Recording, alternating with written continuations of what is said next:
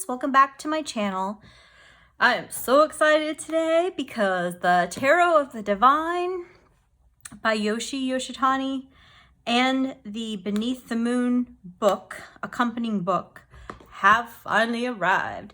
So I thought I would do just a quick unboxing, maybe flip through the cards and the book a little bit, and go from there. Yeah, I've been just waiting for this one for so long. So it actually came with a little sticker on the side. It actually didn't come in a shrink wrap. So it's got a small book inside, and this is actually quite nice. It's got just a little blurb of information, but it does have these full color illustrations, which are pretty fantastic. I've just been after this deck for such a long time. It feels like watching kind of the creative process here and there and sort of checking in. And I'm just so thrilled that it's been printed. This has a few spreads in it. It has information on all the cards. I mean, it's pretty decent. I mean, it's got a little bit of information about all the different cards, so that's good. And then here is the deck. Somehow my little sleeve slid around, but that's all right. We'll get rid of that. The box is really nice. I'm not a big fan of this style of box that's bigger than the cards. I mean, I just kind of prefer smaller size boxes, but it's definitely very sturdy. It's you know, it's a good quality box. I mean, you're not gonna have to worry about your deck getting crushed or beat up in a box like this. I will end up making a box for my copy of the deck because I'm also going to trim it. So, ooh, the backs are beautiful. That's interesting. It looks kind of like a sort of a linen finish. All right, let me not get too far ahead. I'm gonna put those aside for just a second and take a look at the book really quickly. So I did, when I received this, just kind of page through it a little bit. This is a really beautiful, beautiful book. From the cover, the paper used is really nice, like kind of feels a little bit like a heavier weight paper than you might normally see. It has these absolutely just insanely beautiful full color illustrations. And then it has about a page of information on each of the fairy tales that inspired the cards in the deck. So I did flip through these, and there's quite a few that I'm not familiar with. I'm actually really looking forward to kind of reading through these, and you know, I'm always interested in folklore, myths, etc. And I see a lot in here that I've never heard of, which I think is fantastic. Get some exposure to new myths and fairy tales. So I haven't had a chance to really dig in. Like I said, this is just sort of initial impressions and unboxing, but oh my gosh, that is amazing. Look at that. Wow. Well, that is fantastic. I'm really, really looking forward to spending some time with the book and, you know, having time to actually go through and read some, and then maybe come back with some more information and a more full review. So I'm hoping that there's not going to be too much glare. I'm getting glare from my angle, but hopefully the camera's not picking up too much glare. The cardstock is an interesting, it feels thicker than like a standard linen stock, but it's got a linen finish. I'm not sure how this is going to shuffle. It's pretty bendy, might be okay. But let's do a flip through of the cards first. I have not even seen all of the cards yet. As I've been following along, you know, I've seen cards here and there. This is the card I fell in love with when I first saw it. The Virgin of Guadalupe is one of my absolute favorites.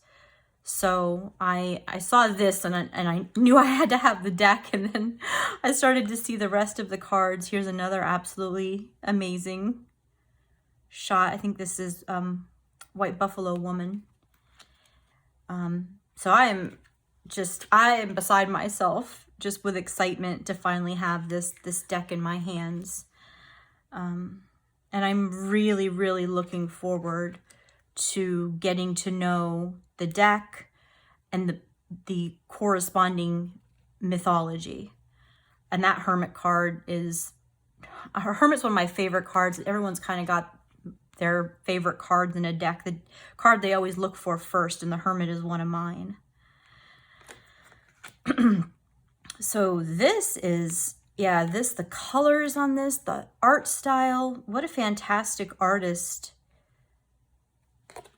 This is really, I am just so thrilled to finally have this in my hands. And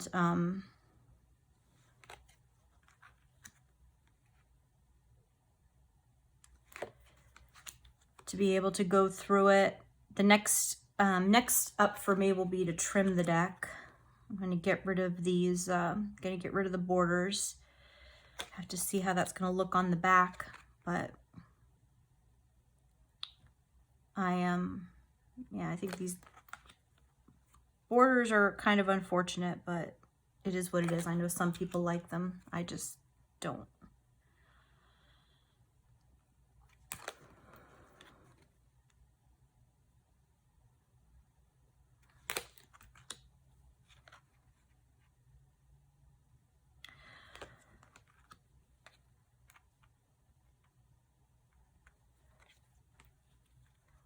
What a beautiful Three of Cups. This is another one of my favorite, just generally favorite card in a deck.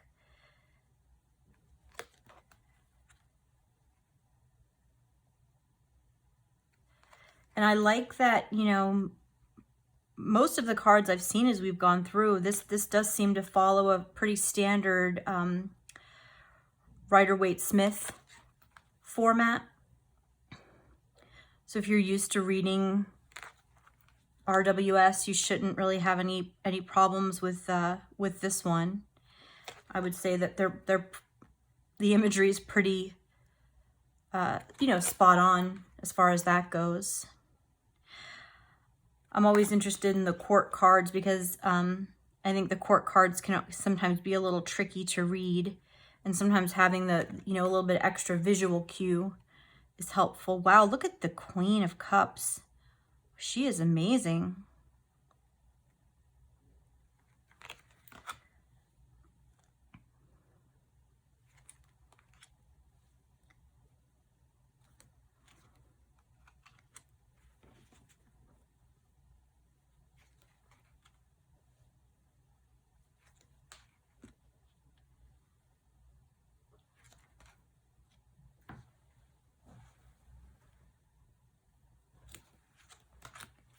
I can tell this one's gonna go into a heavy rotation for me, and I'm really gonna, I can tell I'm really gonna enjoy reading with this deck.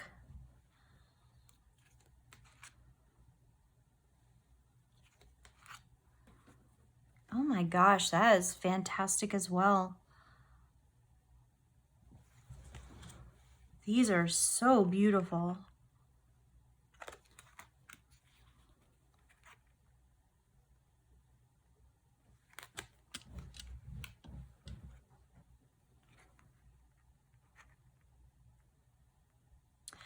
Oh my gosh, look at that.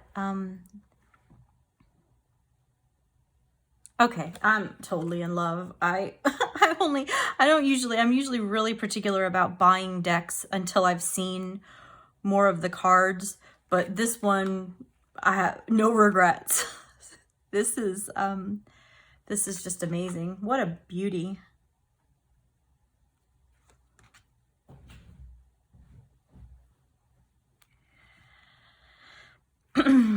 Really, really interesting artwork. And I'm excited to kind of see.